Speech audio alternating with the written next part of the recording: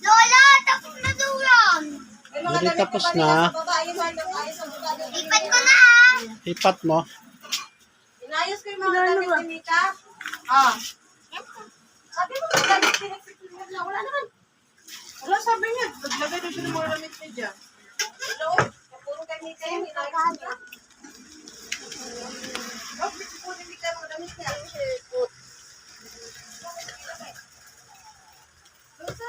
Sandali lang, Kilian.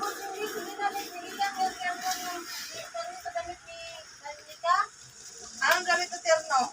Tao-tao, yung pagkano sinuot niya, pinalitan. Di ba dinala niya?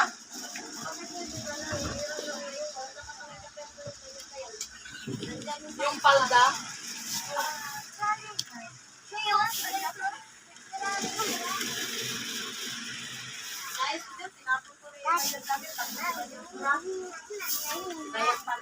Hello guys, magsasayang ako ng kanin kasi hapon na. Gawa kami ng hapunan namin.